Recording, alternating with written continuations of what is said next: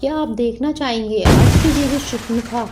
ये वही शूर्पणखा है जिसका रामायण में जिक्र है, जो रावण की बहन थी और तेज और भयानक नाखूनों के कारण जिसका नाम शूर्पणखा था। आज की वीडियो में हम आपको लाइव शूर्पणखा दिखाएंगे।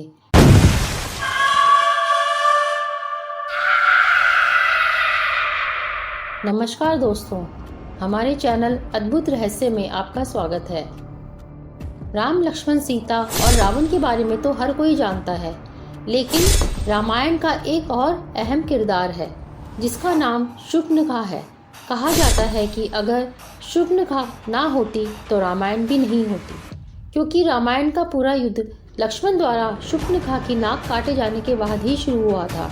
आज हम बात करेंगे रामायण के उस पात्र के बारे में जिसके कारण रामायण का युद्ध हुआ, रावण की बहन शूर्पणखा, ऋषि विशर्वा की बेटी शूर्पणखा।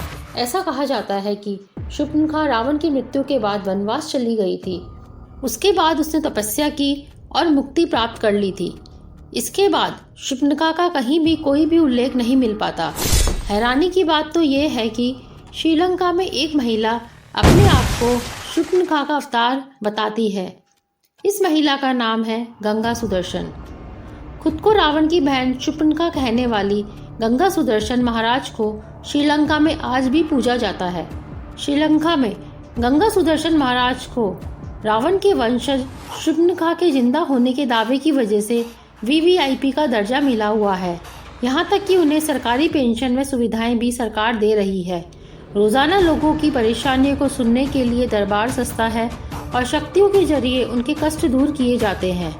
यह भी दावा किया जाता है कि सुनामी, इंडोनेशिया, प्लेन क्रैश और वर्ष 2009-10 को श्रीलंका में शांति आने की भविष्यवाणी भी कर दी थी।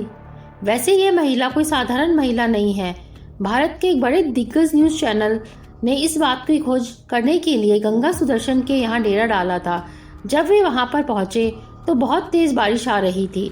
उन्हें लग रहा था कि आज गंगा सुदर्शन महाराज से बात नहीं हो पाएगी, लेकिन कुछ ही समय बाद वे अपने घर से बाहर आई और उन्होंने उनको आश्वासन दिया कि वे आज ही अपना इंटरव्यू देंगी। उन्होंने बाहर आकर कुछ मंत्र बोले और अचानक देखते ही देखते बारिश रुक गई। यह सब देखकर रिपोर्टर बहुत हैरान थे। और बारिश रुकी है, ये मैं इस समय कर सकता हूँ। और आपको बताऊं कि मैं बारिश कितनी तेज हो रही थी, इसका एक अंदाजा ये कि आप देख सकते हैं कि और बहुत तेज बारिश हो रही थी और इन्होंने कहा कि हम इसको रोक देंगे। आपने बारिश रोक दी। You have stopped the rain. You have stopped the rain. Ganga ji खुद को रावण की बहन शूर्पणखा का ही अवतार बताती हैं और इनके पास एक से बड़ी शक्तिशाली हस्तियां आशीर्वाद लेने आती हैं। इनके यहाँ एक रावण औषधि तैयार की जाती है जिसकी डिमांड पूरे श्रीलंका में भारी मात्रा में है। इनका जन्म कोलंबो से करीब 200 किलोमीटर दूर स्थित गांव महियाग्रा में हुआ था। यह महिला खुद को शूर्पणखा का ही अवतार बताती हैं। बताते हैं कि जब इस महिला का जन्म हुआ तो इस महिला के नाक और कानों पर कट के निशान थे। ये निशान ऐसे थे जैसे किसी ने इनकी नाक को काटा हो। सभी लोग इस महिला को रावण की बहन शूर्पणखा का ही अवतार मानते हैं। कहा जाता है गंगा सुदर्शन के नाक पर चोट का निशान, कटे हुए कान ऐसे ही हैं जैसे रामायण की शूर्पणखा के थे। यहाँ तक कि अक्सर वह अपने पिता से कहती थी कि कोई उनके नाक पे कान काट रहा है। डॉक्टरों को भी दिखाया गया। फिर दावा किया जाता है कि 3 साल की उम्र में उन्हें भूत और भविष्य को देखने की शक्तियाँ आ गई थी। तभी से ये दावा भी होने लगा कि वह शूर्पणखा है और बिना कुछ पढ़े ही श्री रामायण के किस्से भी सुनाने लगी थी। संन्यास लिया हुआ है पर उनके परिवार में पति, बच्चे व पोते पोतियां हैं।